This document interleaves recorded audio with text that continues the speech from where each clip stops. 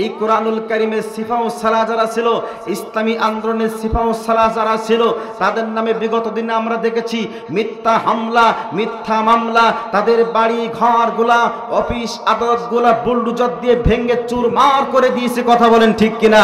বাড়িতে থাকতে দেয় নাই, এমন করে স্ত্রীর চেহারাটুকুন দেখতে দেয় নাই, সন্তানের মায়া ভরা মুখটুকু তাদের দেখতে দেয় নাই, মা বাবার চেহারা মোবারকটুকুন দেখতে দেয় নাই। একের পর এক রাজা আকারের তোকমা লাগাইয়া আন্তর্জাতিক অপরাধ ট্রাইব্যুনাল গঠন করে কারার ভিতরে তাদের জীবন যাপন করিয়েছে। তাদের এমন করে এক নয় দুই নাই, মাসের পর মাস, বছরের পর বছর কারার অন্ধকার কুঠির ভিতরে নিয়েছিল। ইসলামী আন্দোলনের সিফা ও সালাহ মাওলানা মতিউর রহমান নিজামী, আলী হাসান মোহাম্মদ মুজাহিদ, মীর কাসেম আলী, শহীদ কামরুজ্জামানদের মতন আলেমদেরকে তারা বিরাট বড় বড় জেলখানার ভিতরে আবদ্ধ করে শেষ পর্যন্ত তাদেরকে ফাঁসির কাস্টে ঝুলায়া দুনিয়ার জমিন থেকে বিদায় করা হয়েছে। কথা বলেন ঠিক কিনা?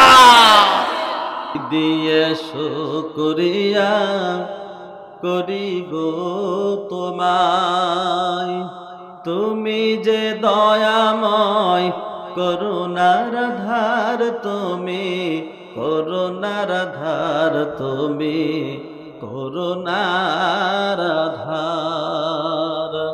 কি দিয়ে শুকরিয়া করি গো তোমায়, তুমি যে দয়াময়, করুণার ধার তুমি, করুণার ধার তুমি, করুণার ধার।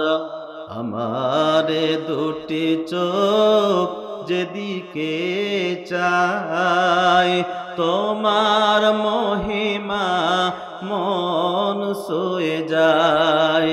কি করে তোমাকে ভুলে থাকি, কি করে তোমাকে ভুলে থাকি, ওগো পরওয়ার, ওগো পরওয়ার।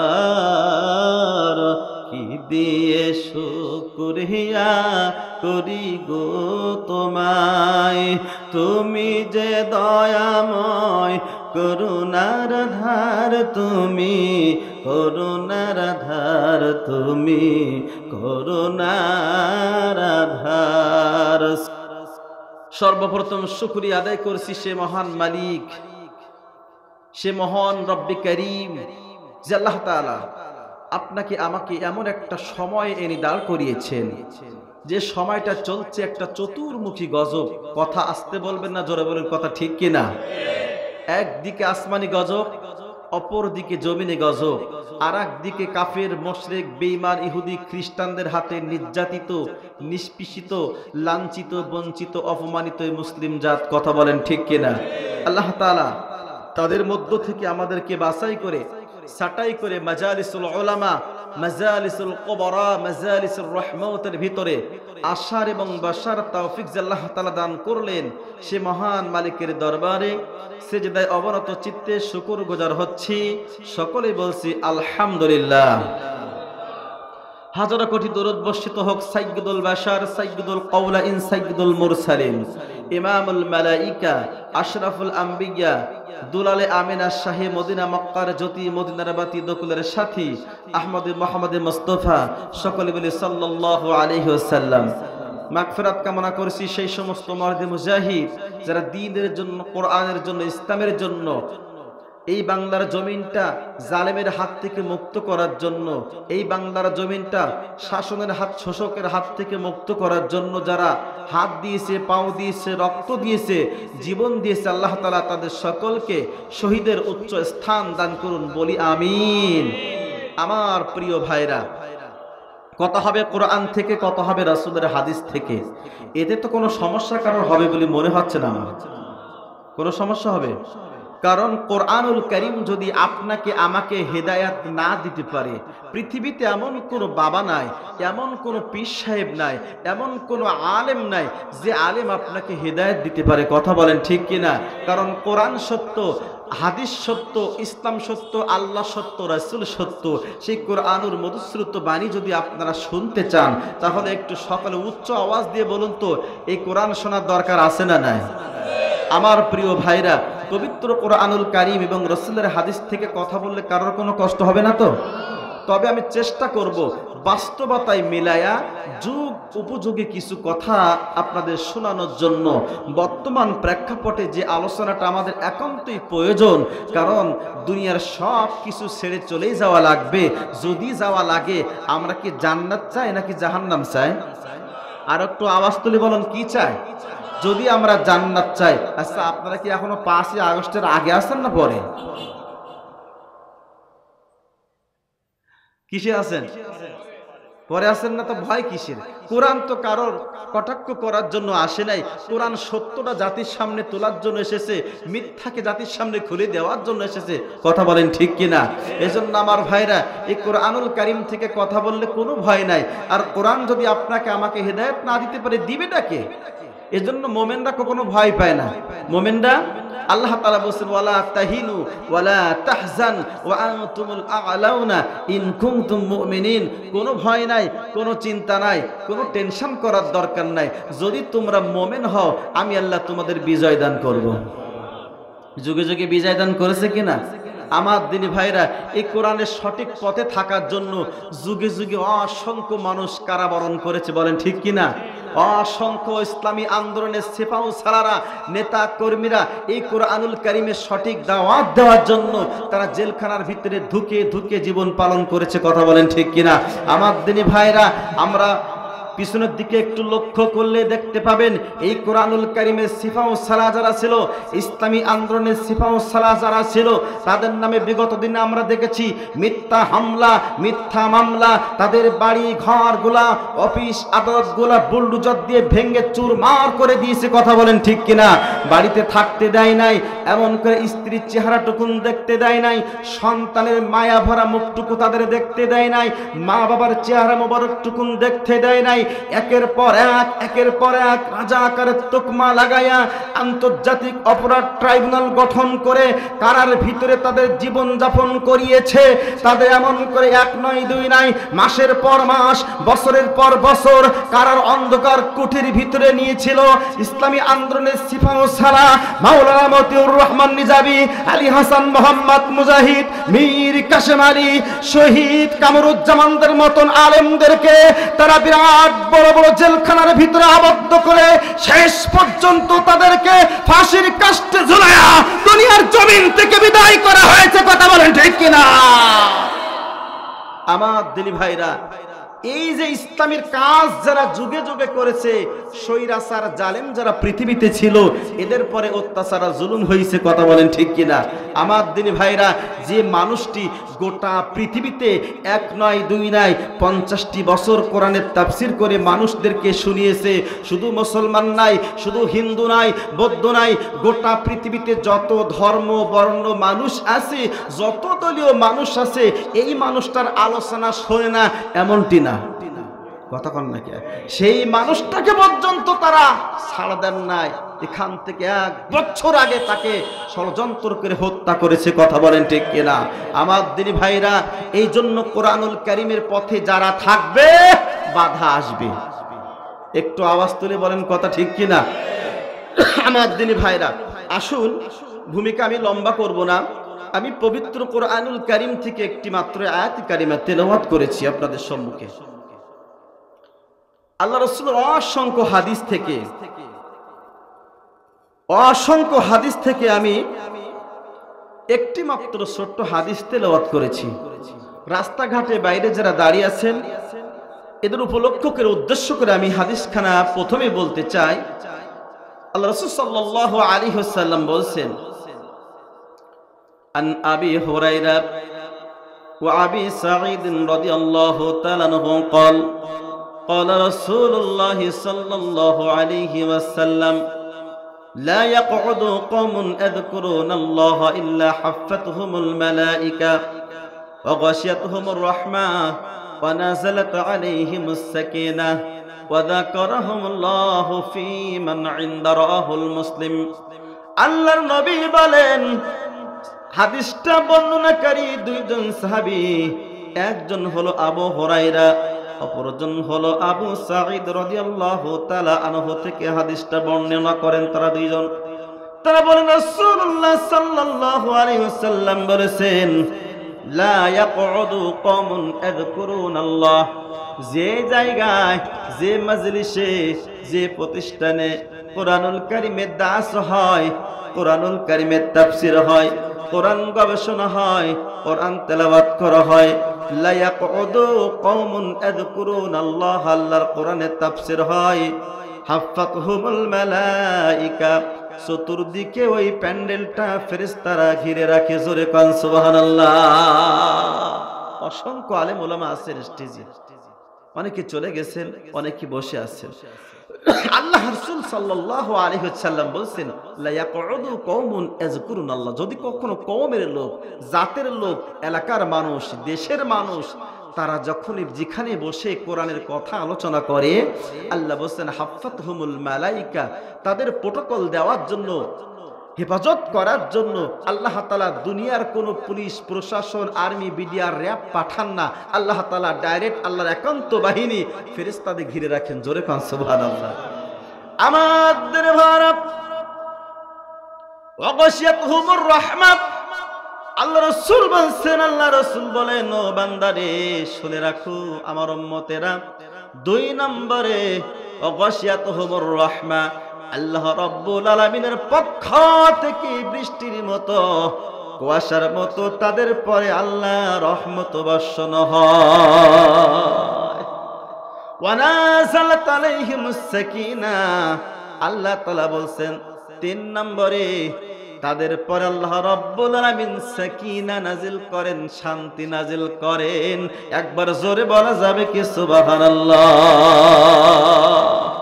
হে ভাবো গো ভেবে দেখো বসে নিরালায় গজব কেন রে দুনিয়ায় শান্তি কেন নাই রে দুনিয়ায় শান্তি আমরা বিভিন্ন জায়গায় খুঁজি শান্তি হলো ইসলামের ভিতরে কথা বলেন ঠিক কিনা আমার সম্মানিতদের ভাইরা আল্লাহ রাসূল বলেন নাযালাত আলাইহিমুস সাকিনা তিন নম্বরে তাদের পরে সাকিনা নাজিল হবে রহমত নাজিল হবে শান্তি নাজিল হবে আর আল্লাহ তাআলা বলেন ওয়া যাকারাহুমুল্লাহু ফী মান ইনদাহু এই জমিনে বসে যারা আমার কোরআনের কথা বলে এই জমিনে বসে যারা আল্লাহ আল্লাহ রাসূলের কথা বলে এই জমিনে বসে যারা কোরআনুল কারীম তেলাওয়াত করে ওই প্রতিষ্ঠানে বসে যারা কোরআন শিক্ষা করে আল্লাহ রাসূল বলেন আল্লাহ তাআলা এই কোরআনুল কারীম যারা দুনিয়ায় আলোচনা করবে আল্লাহ তাআলা ওয়া যাকারাহুমুল্লাহ ওই সমস্ত বান্দা বান্দীদেরকে নিয়ে আরশে আজিমে আল্লাহ তাআলা ফেরেশতাদের সামনে ওয়াজ করে আমরা বসে দুনিয়ায় কার ওয়াজ করছি আরো জোরে বলেন হাদিস বলছে মুসলিম শরীফের হাদিস বলছে আল্লাহকে নিয়ে আমরা আলোচনা করি আর আল্লাহ আমাদেরকে নিয়ে ফেরেশতাদের সামনে আলোচনা করে কম বড় কথা মনে করছেন আপনি আমি নিজেকে ছোট মনে করি যে আমার কেউ গনে না কিন্তু আল্লাহ বলছেন বান্দা তো দুনিয়ার মানুষ না গুনতে পারে প্রশংসা নাই করতে পারে আমি আল্লাহ তোর প্রশংসা করি ফাজকুরুনি আযকুরুকুম যদি কোনো ব্যক্তি এক পা আমার দিকে আগিয়ে যায় আমি আল্লাহ রাব্বুল আলামিন তার দিকে দুই পা আগায়া যায় তাহলে আমার ভাইরা বলেন তো এই প্যান্ডেলের ভিতরে আসার দরকার আছে না নাই আল্লাহ কোরআন বলছে ওয়া ইযা কুরিআল কুরআনু ফাসতামিউ লাহু ওয়া আনসিতু লাআল্লাকুম তুরহামুন আল্লাহ রাব্বুল আলামিন বলেন ওয়াইদা কুরিআল কুরআন যেখানে কোরআনের আলোচনা হয় ফাস্তামিউ লাহু ওয়া আনসিতু, তোমরা মনোযোগ সহকারে বসে যাও। ওয়া আনসিতু, তোমরা চুপ করে কোরআন শোনো। লাআল্লাকুম তুরহামুন, আসমান থেকে বাড়ি ধারায় রহমত নাজিল হয়ে যায়। যারা রাস্তাঘাটে, দোকানপাটে, বিভিন্ন জায়গায় যারা আড্ডা দিয়ে বেড়াচ্ছেন, হাদিস যদি আপনাদের কানে পৌঁছায় যায়, আমার কথাগুলো যদি আপনার কানের ভিতরে পৌঁছায় যায়, ও আল্লাহর গোলামেরা, একটু ফিরে এসে বসেন এই প্যান্ডেলের ভিতরে। কারণ এই রকম কোরআনুল কারীমের মজলিস, এমন বরকতপূর্ণ মজলিস এই দুনিয়ার কোথাও মিলবে না। কথা বলেন ঠিক আছে না নাই? আমার ভাইরা, একটা ছোট্ট উদাহরণ দেই। আপনারা মুরগি পালেন না? সবাই পালেন না মনে হয়। মুরগি যখন পালেন, মুরগিতে ডিম দেয় না বাচ্চা দেয়? ডিম দেয়। এখন ডিম আপনারা বসায় দেন তাওয়া দেওয়ান, মানে বাচ্চা ওঠানোর জন্য। এখন মুরগির তাওয়ার ভিতরে যে ডিমগুলা থাকে, এইগুলা বাচ্চা হয় না বাইরে যেগুলো চলে যায় এগুলো বাচ্চা হয়? আর একটু আওয়াজ দিয়ে বলেন। ভিতরে যে ডিমগুলা থাকে, পাখনার ভিতরে যে ডিমগুলা রাখতে পারে, সেইগুলা কেবল বাচ্চা হওয়া। বিভিন্ন রকম বাচ্চা হয় কি হয় না? একই রকম ডিম কিন্তু বাচ্চা হয় বিভিন্ন রকম। এটা কার কুদরত? আচ্ছা মানুষ বলো দেখি, ওই রাত কানো হয় কালো, সূর্যমণি কোথাও হতে পেল এত আলো। ফুলগুলি সব নানান রঙের কেমন করে হয়, পাতাগুলি সব সবুজ রঙের ফুলের মতো নয়, ফুলের মতো নয়। কতক্ষণ ঠিক কিনা? মধু কেন এত মিষ্টি, তেঁতুল কেন টক, কোকিল কেন এত কালো, সাদা কেন বক, দুধ কেন এত সাদা, মরিচ কেন ঝাল, আমগুলি সব পাকলে পরে কেমনে হয় তা লাল, কেমনে হয় তা লাল। পশু পাখি কয় না কথা, মানুষ কেন কয়? আচ্ছা মানুষ বলো দেখি এগুলো কেমন করে হয়? সবই করুণার দান, ওরে নত শিরে সেজদা করো ওহে মুসলমান। সুবহানাল্লাহ কোন ঠিক কিনা বলেন? আমার ভাড়া, মুরগির তাওয়ার ভিতরে যে ডিমগুলা থাকে, এই ডিমগুলা কেবল বাচ্চা দেয়, বাইরে যেগুলা চলে যায় এইগুলা বাচ্চা হওয়া সম্ভব না। এটা যদি উদাহরণ হয়ে থাকে, এবার আপনারা প্যান্ডেলের দিকে তাকান। এই প্যান্ডেলটার ভিতরে মনে করেন মুরগির তাওয়ার মতো এই প্যান্ডেলটা সাজানো হয়েছে কোরআন প্রেমিকদের বসার জন্য। এই প্যান্ডেলটার ভিতরে যারাই বসে যাবে, কোরআন শোনার নিয়তে, ইসলাম শোনার নিয়তে, হাদিস শোনার নিয়তে যারাই বসে যাবে, তারাই কেবল রহমত প্রাপ্ত হবে। এই প্যান্ডেলের বাইরে যারা বুট ভাজা, বাদাম ভাজা, চটপুটি ভাজা যারা খেতে থাকবে, ওরা কিন্তু এই সাবের ভাগী হতে পারবে না। কথাকার তাহলে এই প্যান্ডেলের ভিতরে আসার দরকার আছে না নাই? আমার ভারত পবিত্র কুরআনুল কারীমে ছোট্ট একটি আয়াতে কারিমা আমি তেলাওয়াত করেছি, সূরাতুল মাইদা আয়াত নম্বর 51। জোরে বলেন কয় নম্বর আয়াত? আসুন আমি কোরআন থেকে এবার ডাইরেক্ট কথা বলবো, সমস্যা হবে না তো আপনাদের? আমার সম্মানিত দিনী ভাইরা, পবিত্র কুরআনুল কারীমে আল্লাহ রাব্বুল আলামিন বলছেন, আইয়ুহাল্লাযীনা আমানু লা তাত্তাখিযুল ইয়াহুদা ওয়ান নাসারা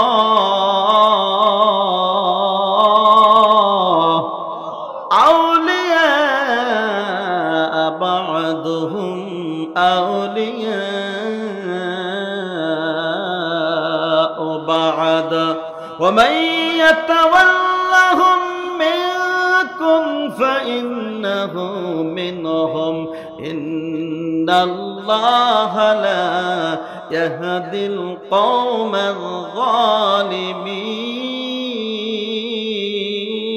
الظالمين। আল্লাহ রাব্বুল আলামিন বলছেন, ইয়া হরফে নিদা আইয়ুহাল্লাযীনা আমানু, ওহে যারা ঈমান এনেছো। আল্লাহ কাদেরকে ডাক দিয়েছেন বলেন তো? আরেকটু আওয়াজ দেন। ঈমানদার যারা, আল্লাহ তাদেরকে কেবল ডাক দিয়েছেন।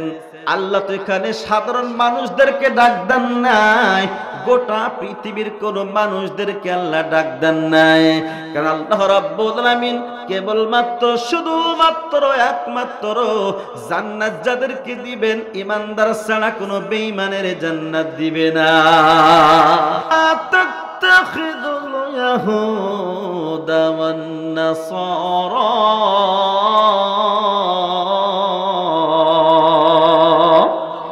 আল্লাহ তাআলা বলেন লানা তাত্তাখিযুল ইয়াহুদা ওয়ান নাসারা, তোমরা ইহুদি যারা, খ্রিস্টান যারা, অমুসলিম যারা, এদের সঙ্গে তোমরা বন্ধুত্ব করো না। ঘোষণাকার আর একটু আওয়াজ দিয়ে বলেন, এই ঘোষণা দিয়েছেন কে? আল্লাহ তাআলা বলেন বান্দারে তোমরা ইহুদি যারা, খ্রিস্টান যারা, বৌদ্ধ যারা, অন্যান্য ধর্ম অবলম্বী মানুষ আছে যারা, এদের সঙ্গে তোমরা বন্ধুত্ব করো না, এদেরকে তোমরা সমর্থন করো না, এদের সঙ্গে ওঠা বসা করো না, এদের সঙ্গে লেনদেন করো না, ব্যবসা বাণিজ্য করো না। এ ঘোষণা দিলেন যিনি, তিনি কে? আউলিয়া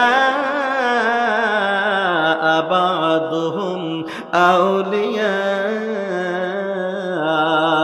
ও বাদ। আল্লাহ তাআলা বলেন ওরা একে অপরের বন্ধু।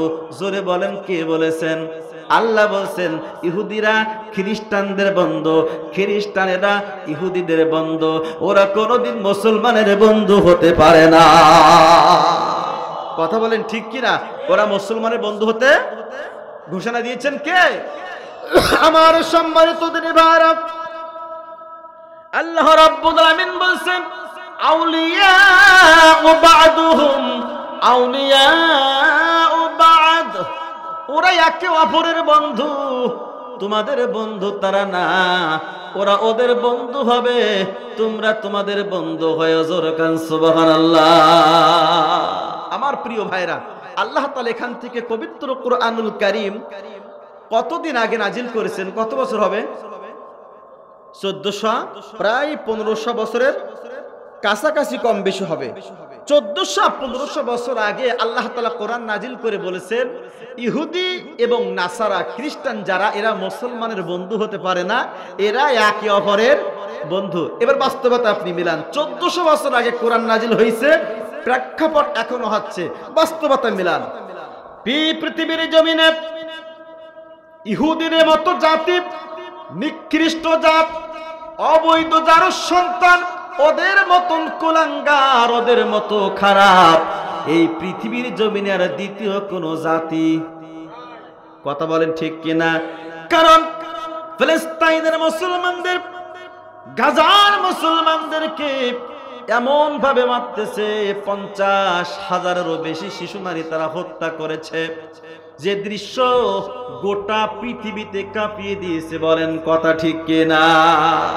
এমন ক্রান্তি লগনে এই সমস্ত ফিলিস্তিনের মুসলমানদের পরে যখন জুলুম করলো, হত্যা, খুন, গুম, রাহাজানি করছে, তার ভিতরে যত মুসলিম কান্ট্রি আছে সবাই ফিলিস্তিনের পক্ষে কথা বলছে। কিন্তু আমাদের পার্শ্ববর্তী দেশ, দাদাবাবুর দেশ ভারত, আমেরিকা, ইহুদি যত রাষ্ট্র আছে, খ্রিস্টান যত রাষ্ট্র আছে, এরাই কেবল ওই ইহুদিদের পক্ষেই কথা বলে। কথা ঠিক না ভুল? তাহলে আল্লাহ কোরআন নাজিল করেছে 1400-1500 বছর আগে, ওরা একে অপরের বন্ধু, ওরা মুসলমানের বন্ধু হতে পারে না। বাস্তবতা মিলায় দেখেন, ওই যে জাত, আপনার কি বলে প্রধানমন্ত্রীর নাম কি? নেতানিয়াহু, ইনি যে জুলুম করছে মুসলমানদের পরে, এনার ইঙ্গিতে যে জুলুমগুলা হচ্ছে পৃথিবীতে এমন নজির পাওয়া যায় না। কিন্তু তারপরে ওদের পক্ষে কথা বলছে কিছু অমুসলিম রাষ্ট্র। তার মানে আল্লাহর কোরআন মিলছে কি মিলছে না? তাহলে কোরআন যদি আপনার বাস্তবতায় মিলায় কথা বলে কোনো সমস্যা নেই তো? আমার সম্মানিত দিনী ভাইরা, আল্লাহ বলছেন ওরা একে অপরের বন্ধু, তোমাদের বন্ধু হতে পারে না। আউলিয়া বা'দুহুম আউলিয়া বা'দ ওয়া মান ইয়াতাওয়াল্লাহুম মিনকুম ফাইন্নাহু মিনহুম ইন্নাল্লাহা লা ইয়াহদিল কওমায যালিমিন। আল্লাহ তাআলা বলছেন, খেয়াল করবেন, তাফসীরের দিকে খেয়াল করেন, শব্দের দিকে খেয়াল করেন। আল্লাহ বলছেন ওমাই ইয়াতাওয়াল্লাহুম মিনকুম, আমি ঘোষণা দিলাম, নিষেধ করলাম, তারপরও যদি ওমাই ইয়াতাওয়াল্লাহুম মিনকুম, তোমরা যদি ওদের সঙ্গে বন্ধুত্ব করো, ওদেরকে সমর্থন করো, ওদের সঙ্গে সম্পর্ক রাখো, ফাইন্নাহু মিনহুম, আমি আল্লাহ তাআলা ওদের দলে তোমাদেরকে গণ্য করে নেব। কি বুঝলেন? আল্লাহ বলছেন ইহুদি খ্রিস্টানদের সঙ্গে যদি সম্পর্ক করো, আমি নিষেধ করে দিয়েছি করা যাবে না, এরপরে যদি করো তাহলে তোমরা ওই দলভুক্ত হয়ে গেল। আল্লাহ বলছেন ইন্নাল্লাহ, নিশ্চয় আল্লাহ তাআলা লা ইয়াহদিল কওমায যালিমিন, ওদেরকে আল্লাহ তাআলা হিদায়াত দিবেন না, সোজা পথ দেখাবেন না। ঘোষণা কার? চিৎকার দিয়ে বলেন কার? আমার সম্মানিত দিনী ভাইরা, গভীর মনোযোগ। আল্লাহ তাআলা বলেছেন ওদের সঙ্গে বন্ধুত্ব করো না, ব্যবসা বাণিজ্য করো না, উঠা বসা লেনদেন করো না, তাহলে তোমরা ওই দলে গণ্য হয়ে যাবা।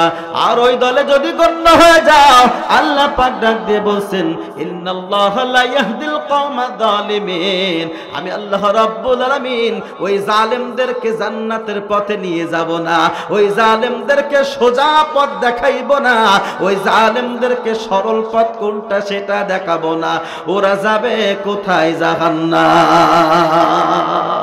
কথা বলেন ঠিক আছে না নাই? আমার দিনী ভাইরা, সম্মানিত দিনী ভাইরা, কেমন করে ইহুদিদেরকে দুনিয়ার জমিন থেকে ঘৃণা করতে হবে, খ্রিস্টান যারা, অমুসলিম যারা, তাদেরকে কেমন করে দুনিয়ার জমিনে পদত্যাগ করতে হবে, আসুন আমরা হাদিস থেকে একটু করে জেনে নেই। আবু মুসা আল আশআরী তৎকালীন জামানায় তিনি বড়ই ধনী ছিলেন, অর্থ সম্পদের মালিক ছিলেন। আবু মুসা আল আশআরী রাদিয়াল্লাহু তাআলা আনহু এমন সময় মদিনার খলিফা হযরত ওমর ফারুক সিদ্দিক রাদিয়াল্লাহু তাআলা আনহু, জোরে কোন আল্লাহু আকবার। ওমর ফারুক ক্ষমতার আসনে বসা, এমন সময় তিনি ডাক দিয়ে বলতেছেন, ও আবু মুসা আল আশআরী, তোমার স্থাবর ব্যবসার সমস্ত সম্পদের হিসাব আমি ওমর আমার কাছে এই মুহূর্তে দেওয়া লাগবে। একবার জোরে বলা যাবে কি সুবহানাল্লাহ? এই আবু মুসা আল আশআরী, অর্থ সম্পদের মালিক তুমি হয়েছো, কিন্তু তুমি কোন পথ উপার্জন করছো, কোন পথ উপার্জন করো না, হালাল পথে নাকি হারাম পথে, কত টাকা জমিয়েছো, কত দিরহাম তুমি গুছিয়েছো, এগুলো আমার কাছে হিসাব দেওয়া লাগবে, কারণ আমি মদিনার প্রেসিডেন্ট। জোরে কান সুবহানাল্লাহ। সম্মানিত উপস্থিতি আমার, আবু মুসা আল আশআরী রাদিয়াল্লাহু তাআলা আনহু তিনি চিন্তা করতে লাগলেন, সম্পত্তি আমার, সম্পদ আমার, ব্যবসা আমার, কিন্তু আমার কাছে কোনো হিসাব থাকে না। আমি হিসাব রাখার জন্য একজন মুহুরি নিযুক্ত করেছি, একজন ম্যানেজার আছে, একজন ক্যাশিয়ার আছে, একজন হিসাব রক্ষক আছে। কাজী হিসাব রক্ষককে ডাক দিয়ে বলতেছেন, ও আল্লাহর গোলাম, ওমর যেতে বলেছেন মদিনাতুল মুনাওয়ারায়, আমার স্থাবর যত সম্পত্তি আছে তার সামনে দাঁড়িয়ে হিসাব দেওয়া লাগবে, তুমি কি যেতে পারবে? হ্যাঁ, আপনি আমার মালিক, চাইলেই তো আমাকে যাওয়া লাগবে। এবার আবু মুসা আল আশআরী রাদিয়াল্লাহু তাআলা আনহু মুহুরকে নিয়ে, ম্যানেজারকে নিয়ে চললেন মদিনার পথে। মদিনায় যাওয়ার পরে ওমর রাদিয়াল্লাহু তাআলা আনহু যেভাবে হিসাব চাইলেন, ওই মুহুরি ঠিক সেইভাবে সুন্দর করে হিসাব দিয়ে দিলেন। এই হিসাব দেখে ওমর রাদিয়াল্লাহু তাআলা আনহু ওই ব্যক্তির প্রশংসা করলেন। জোরে কান সুবহানাল্লাহ। প্রশংসা করলেন, আহারে সুন্দর হিসাব তুমি দিয়েছো, এত সুন্দর করে হিসাব অন্য কেউ দিতে পারে না। যারা আমাদের আশপাশ বড় বড় দোকান আছে, এখানে আছে না নাই? দোকানে অনেক সময় ম্যানেজার থাকে, ক্যাশিয়ার থাকে, সুন্দর যে যত ভঙ্গি ভঙ্গা নিয়ে সুন্দর হিসাবটা মিলিয়ে রাখতে পারে, মহাজনের কাছে সে তত বেশি প্রশংসনীয় হয়। ঠিক কিনা বলেন? ওমর রাদিয়াল্লাহু তাআলা আনহু তাকে প্রশংসা করলেন, না সুন্দর হিসাব দিয়েছো। হঠাৎ করে উমারের মনে পড়ে গেল একটা চিঠির কথা। উমার বলতেছেন, এক ঢিলে দুই পাখি মারলে কেমন হয়? আমার সম্মানিত দিনী ভাইরা, উমর রাদিয়াল্লাহু তাআলা আনহু চিন্তা করতে লাগলেন, আমার কাছে সিরিয়া থেকে আসা একটা চিঠি আছে, যে চিঠিখানা সঠিক ব্যাখ্যা আমি করতে পাচ্ছি না, সঠিক বিশ্লেষণ আমি করতে পাচ্ছি না। কাজে ওই চিঠিখানা এই মুহুরীর কাজ দিয়ে যদি একটু পড়িয়ে নেওয়া যায়, তাহলে আমার জনগণরা সঠিক তথ্য সঠিক বুঝতে পারবে। এবার ওমর রাদিয়াল্লাহু তাআলা আনহু ওই হিসাব রক্ষককে ডাক দিয়ে বললেন, ভাই আমার কাছে একটা চিঠি আছে, সিরিয়া থেকে একটা চিঠি আমার কাছে পৌঁছাইছে ভাই রে, কিন্তু আমি সঠিকভাবে ব্যাখ্যা করতে পারছি না।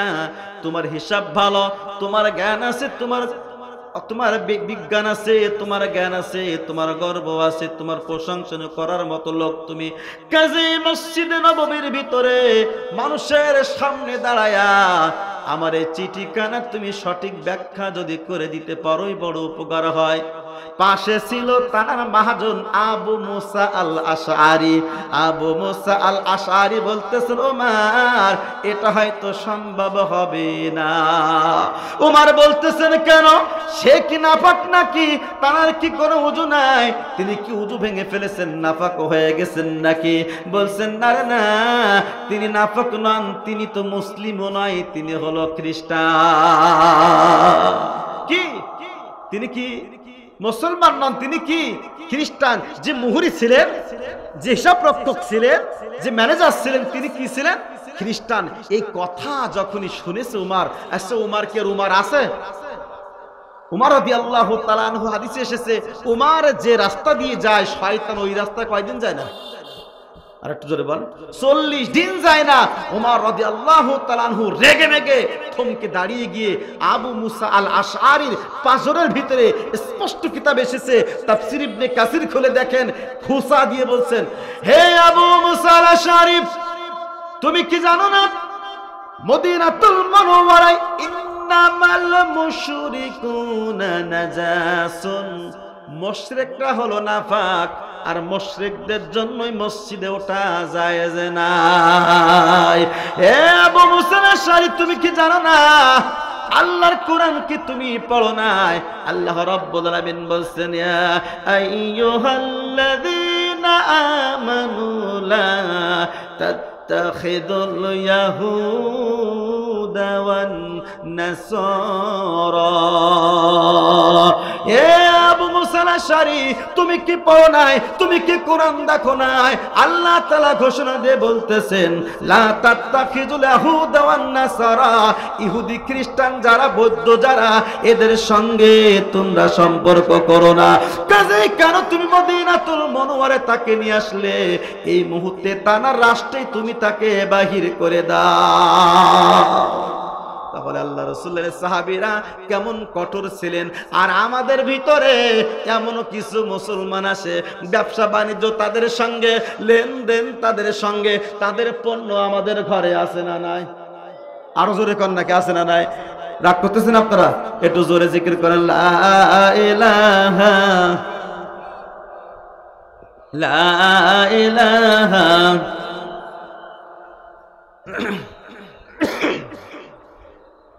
সুবহানাল্লাহ আলহামদুলিল্লাহ লা ইলাহা। दिल के तमन्ना है मेरे अल्लाह दीदार पाए या रसूल अल्लाह, पर्दा उठा दो अभी दिखा दो, पर्दा उठा दो अभी दिखा दो, चेहरा है रसूल अल्लाह ला इलाहा अजर ला इलाहा লা ইলাহা ইল্লাল্লাহু মুহাম্মাদুর রাসূলুল্লাহ। আমার দিনবারা এবার আপনারা প্রশ্ন করতে পারেন, হুজুর আমাদের দেশে তো কোনো ইহুদি নাই, কোনো খ্রিস্টান নাই, আমরা তো ওদের তো সমর্থন করি না, ওদের সঙ্গে আমাদের ব্যবসা বাণিজ্য চলে না, ওদের সঙ্গে কোনো লেনদেন নাই, ওদের সঙ্গে কোনো উঠা বসা আমাদের নাই, আমরা যাদের সঙ্গে উঠা বসা করি সবাই তো মুসলিম। এই প্রশ্ন আছে না নাই? আল্লাহ তাআলা পরের আয়াতে, পরে একটি আয়াত আল্লাহ তাআলা বলেন, ইয়া আইয়ুহাল্লাযীনা আমানু লা তাত্তাখিযুল কাফিরিনা আউলিয়া মিন দুনিল মুমিনিন। আল্লাহ রাব্বুল আলামিন বলেন, ও হে যারা ঈমান এনেছো, ও হে যারা ঈমানদার, তোমরা কান খাড়া করে শুনে রাখো, মুমিনদের বাদ দিয়া কোন কাফেরের সঙ্গে তোমরা বন্ধুত্ব করো না। ঘোষণা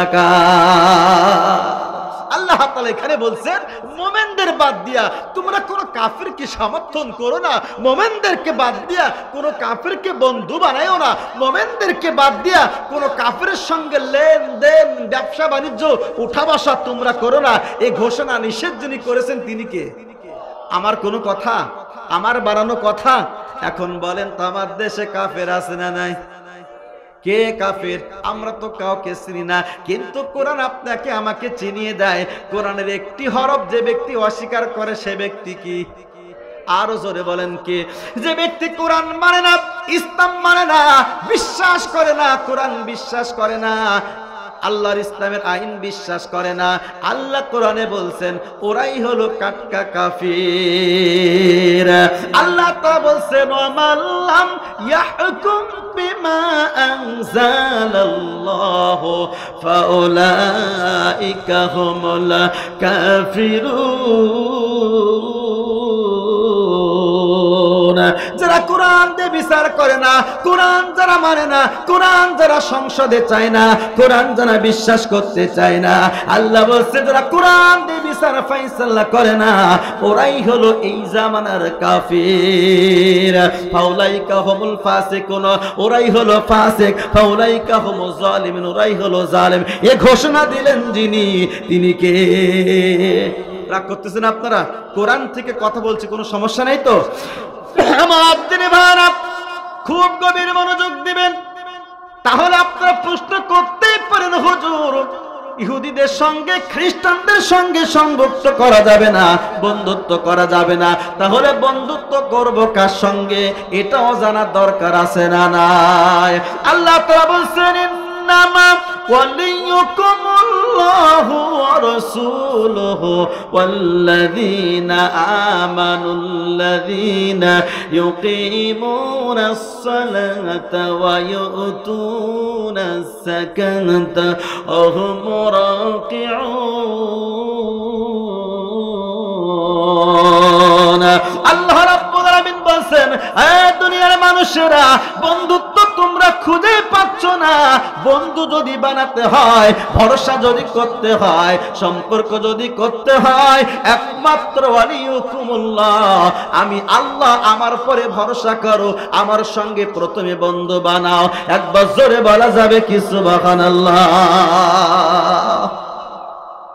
আমার সম্মানিতদের ভাইরা, আল্লাহ তাআলা বলেন, যদি আমার সঙ্গে সম্পর্ক করতে পারো, আমার সঙ্গে যদি বন্ধুত্ব করতে পারো, আমার সঙ্গে যদি তোমরা ব্যবসা করতে পারো, আমার পরে যদি তোমরা ভরসা করতে পারো, আমি তোমাদের জন্য গার্জিয়ান হয়ে যাব।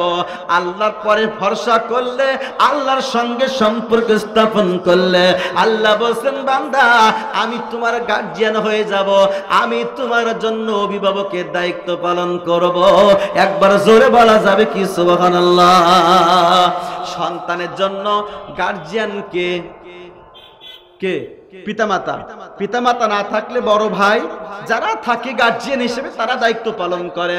আমার ভাইরা, মনে করেন সন্তানটা নষ্ট হয়ে যাচ্ছে, খারাপের দিকে চলে যাচ্ছে, এই সন্তানটা গার্জিয়ান হিসেবে তার দায়িত্ব হলো তাকে বুঝ পড়া দেওয়া, তা না হলে প্রহার করা, যে কোনো কায়দায় সন্তানটাকে খারাপ পথ থেকে ফিরায়া ভালোর পথে নিয়ে যাওয়া হলো গার্জিয়ানের দায়িত্ব।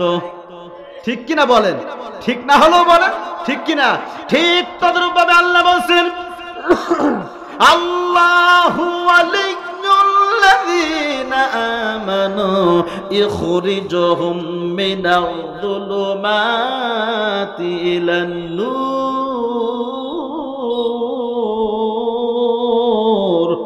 আল্লাহ তাআলা বলছেন, আমি আমার উপরে যারা ভরসা করবে, আমাকে যারা বন্ধু বানাবে, আমার সঙ্গে যারা সম্পর্ক করবে, আমার উপরে ভরসা যারা করে, আমি আল্লাহ তাআলা তাদের জন্য গার্জিয়ান হয়ে যায়, অভিভাবকের দায়িত্ব পালন করি। জোরে কোন সুবহানাল্লাহ। দুনিয়ার সন্তানের দায়িত্ব পালন করে বাবা মা, আর বান্দার দায়িত্ব পালন করেন আল্লাহ। সন্তান খারাপ হলে বাপ মা ভালোর দিকে নিয়ে যায়, ভালো পথটা চিনায়া দেয়।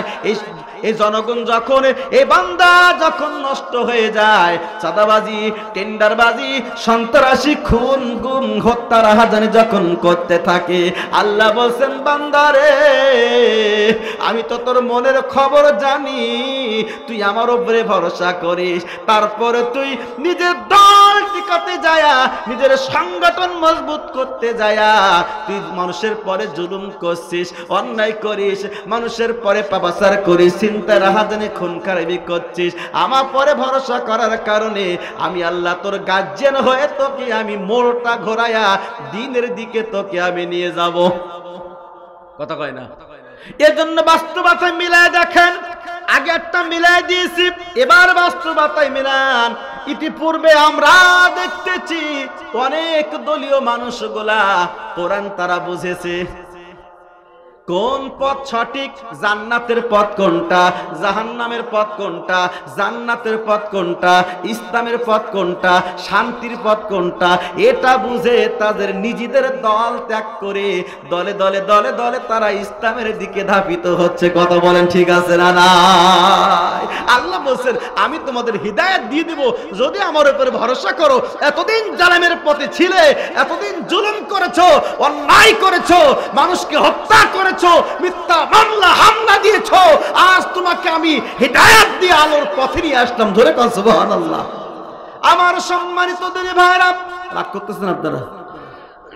আমার দিনী ভাইরা, আল্লাহ তাআলা পবিত্র কোরআনুল কারীমে বলছেন বান্দারে, ও আমার বান্দারা, যদি আমার পরে ভরসা করতে পারো, আমি আল্লাহ তোমাদেরকে হিদায়াত দিয়ে আমার দ্বীনের পথে নিয়ে যাব।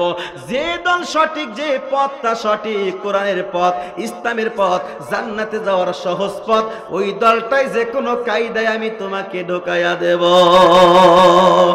আর যদি আমার উপরে তোমরা ভরসা না করো, ও বান্দারে, ও বান্দিরে শুনে রাখো, যদি আমার উপরে ভরসা না করে দুনিয়ার কোন তাগুতের পরে যদি ভরসা করো, দুনিয়ার কোন নেতা নেত্রীর পরে যদি ভরসা করো, আমি আল্লাহ রাব্বুল আলামিন উদাহরণ দিয়ে বলছি না, বাসালুল্লাযীনা ইত্তাখাযু মিন দুনিল্লাহি আউলিয়া কামাসালিল আনকাবুত। আল্লাহ তাআলা বলছেন তাদের উদাহরণ হলো মাকড়সার জালের মতো। জোরে বলেন কিসের মতো? আল্লাহ বলছেন আমার দলভুক্ত না হয়ে, আমার উপরে ভরসা না করে, যারা সাধারণ মানুষের পরে ভরসা করে, তাগুতের প্রতি যারা ভরসা রাখে, আল্লাহ বলছেন ওদের উদাহরণ হলো মাকড়সার জালের মতো। জোরে বলেন কিসের মতো? রাগ করতেছেন আপনারা? মাকড়সার জালের সঙ্গে তুলনা করেছেন আল্লাহ। আমার ভাইরা, মাকড়সার জাল দেখলে মনে হয় কি জটিল, কি কঠিন, ঠিক কিনা বলেন? এই মাকড়সা মাঝখানে বসে থাকে, চতুর্দিকে ষড়যন্ত্র জাল বিস্তার করে। ভালো করে বুঝেন, আল্লাহ কিন্তু কোরআনে বলছে কথা, আমি বলছি না। এরা মোল্লার কথা না আল্লাহর কথা? আর একটু জোরে বলেন। যুক্তি তর্ক দিয়ে বুঝিয়ে যাব। কোরআন যদি আপনার হিদায়াত দিতে না পারে, এই পৃথিবীতে কেউ আপনার হিদায়াত দিতে পারবে না। বাবার কিসসা বলে হিদায়াত হবে না, ওই মায়ের কিসসা বলে হিদায়াত হবে না। কিসসা বলবো? জিকির ধরি দেই। জীবন মহরণ বলবো। জীবন মহরণ নবশয়নম কাজাতুর নগমে আমাকে লাগা তোমার মদিনার পানাওয়া। আসে না? ওরে বাবা তোমার চরণ ধরি, বাবা তোমার চরণ ধরি, জলদি নামার তাড়াতাড়ি, দেখবো আমি নয়ন ভরে, দেখবো আমি নয়ন ভরে তোদের মাঝেতে, আমাকে লঙ্গা তোমার বহুদিনার প্রাণ। আছে না নাই?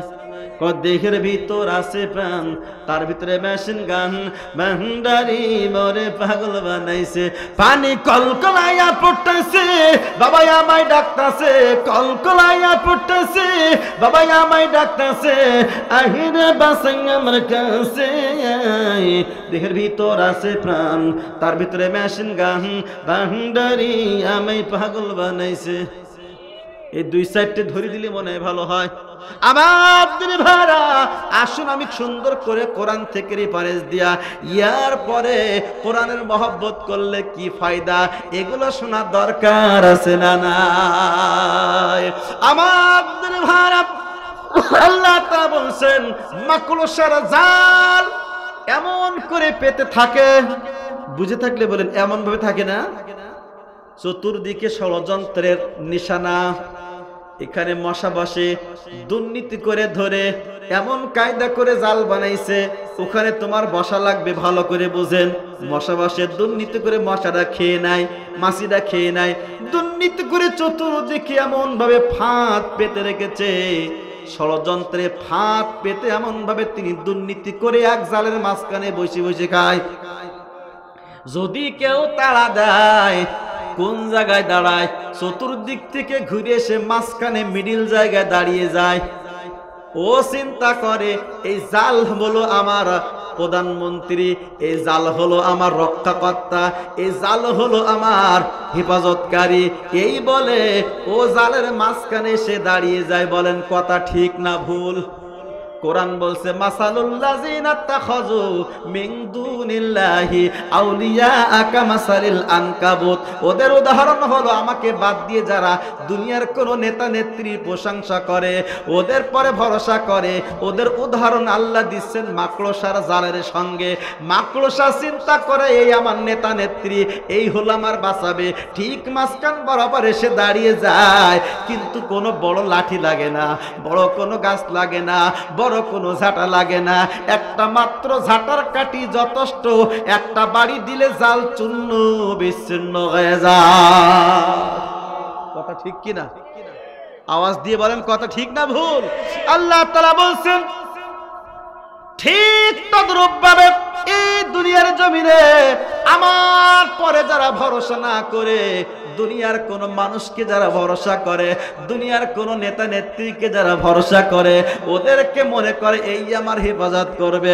আমি দুর্নীতি করছি, এদিক দিয়ে মানুষ খুন করতেছি, গুম করতেছি, হত্যা করতেছি, মিথ্যা মামলা হামলা, গরু চুরি ডাকাতি, লোকের ঘর ভাঙচুর, নারী ধর্ষণ, সব কিছু দুর্নীতি করতেছি, আমার কেউ কিছু করতে পারবে না, ওই নেতা নেত্রী আমার বাঁচাবে।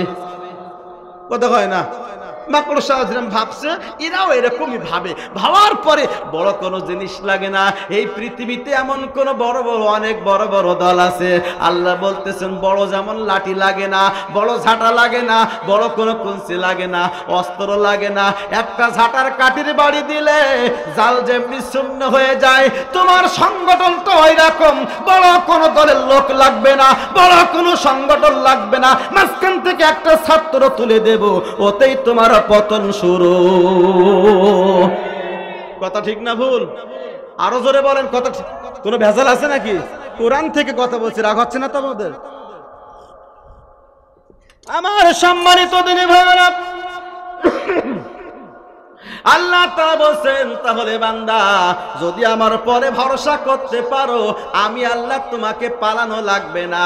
ওয়ালা ইয়াজআলাল্লাহু লিল কাফিরিনা আলাল মুমিনিনা সাবিলা, আমি আল্লাহ রাব্বুল আলামিন তোমাদেরকে কাফেরদের পরে বিজয় দান করে দেব।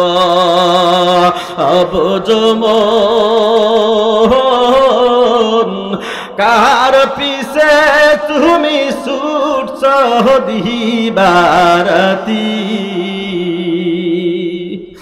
ভেবে দেখো কেউ হবে না, ভেবে দেখো কেউ হবে না তোমার সঙ্গের সাথী।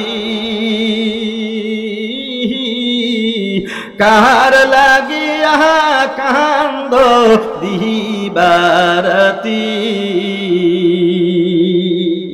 কথা ঠিক কিনা আমার দিনী ভাইরা? কার পিছনে ছুটতেছেন?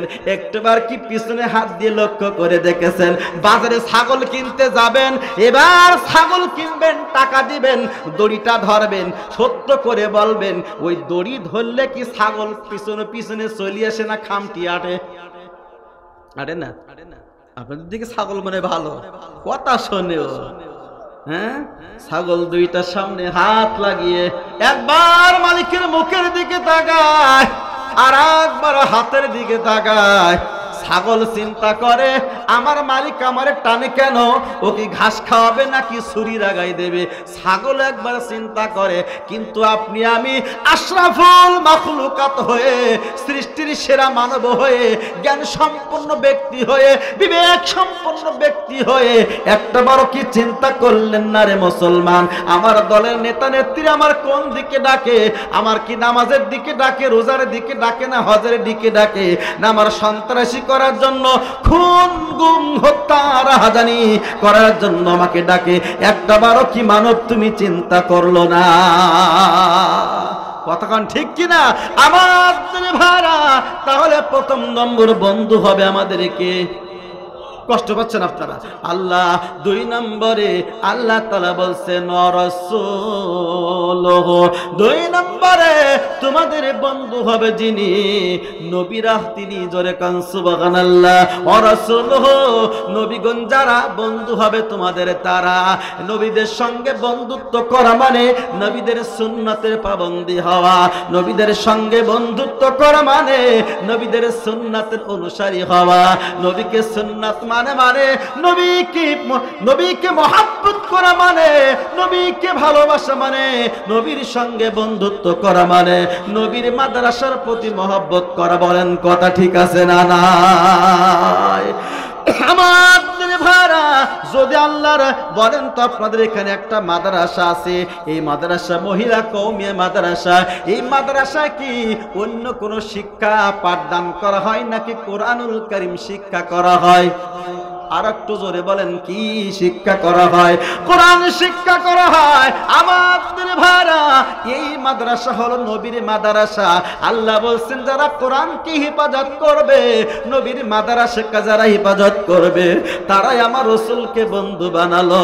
আমার রাসূলের সুন্নতি দাড়ি টুপি পাঞ্জাবি জুব্বা এইগুলো যারা পূর্ণাঙ্গ মেনে চলবে, আমার রাসূলকে যারা আদর্শের নেতা মানবে, আমার রাসূলকে যারা মহব্বত করবে, এরাই হলো পূর্ণাঙ্গ ঈমানদার। আমাদের ভাইরা, কারণ আপনি যদি রাসূলকে ভালোবাসতে চান, মহব্বত করতে চান, আল্লাহ বলছে রাসূলের ঘরের প্রতি মহব্বত করো। ও আমার দিনী ভাইরা, আসুন যদি আপনি আল্লাহ রাসূলের ঘরকে মহব্বত করেন, এই কোরআনকে যদি ভালোবাসেন, এই কোরআন আপনার ঈমানটা বাঁচিয়ে দেবে। জোরে কান সুবহানাল্লাহ। সুবহানাল্লাহ বললেন না? কোরআন যে ঈমান বাঁচাতে পারে, বিশ্বাস হয়? হয়। আসুন ছোট্ট একটা ঘটনা বলে আমি ইতি টানার চেষ্টা করব। কষ্ট পাচ্ছেন আপনারা? আমাদের ভারত পাকিস্তানের একজন বংশোদ্ভূত চাকরি করার সুবাদে তিনি চলে গেছেন লন্ডনে। জোরে বলেন কোথায়? আরো জোরে কোন কোথায়? পাকিস্তানের বংশোদ্ভূত চলে গেছেন লন্ডনে চাকরি করার জন্য। কিন্তু চাকরি করে লন্ডনে, মজার ব্যাপার হলো তাকবীরে উলা তার একক তো মিস হয় না। জোরে কোন সুবহানাল্লাহ। তাকবীরে উলা ৫ ওয়াক্ত নামাজ তিনি জামাতে আদায় করেন, ইমাম সাহেবের পিছে পিছে তিনি ৫ ওয়াক্ত নামাজ আদায় করেন। জোরে কোন আল্লাহু আকবার। এরকম যুবক আমার সমাজে আছে না? আবার এমনও যুবক আছে সারাদিন মোবাইল খেলে। কথা কয় না? আছে কি না? সারাদিন মোবাইল খেলে। বাবা বলতেছেন এই পড়িস? হ্যাঁ আব্বা পড়ছি। এই পড়ছিস? হ্যাঁ আব্বা পড়ছি। বাবা বলছেন ঠিক আছে পড়ো। বাবা জানলা দিয়ে উকি মেরি দেখে ছেলে মাথা নিচু করে যেন কি ঠেলতিছে, কি ঠেলতিছে। বাবা বলছেন বাবা মাথা নিচু করে তুমি কি ঠালো কয় পড়তেছি। কি পড়ো? ওই যে বন্ধু আমার মেসেজ দিয়েছে ওইটা পড়তেছি। আছেন এরকম যুবক, সারাদিন নামাজ নাই, রোজা নাই, সারাদিন মোবাইলটা নিয়ে ঠেলে। মোবাইল যদি না দেয় অনেক সময় সুইসাইড করে। এমনও দেখা গেছে মোবাইল দেওয়ার না দেওয়ার জন্য বাবা মাকে হত্যা করেছে। এমনও হয়েছে মোবাইল না কিনে দেওয়ার জন্য নিজেই সুইসাইড করে মারা গেছে। কতক্ষণ ঠিক কিনা?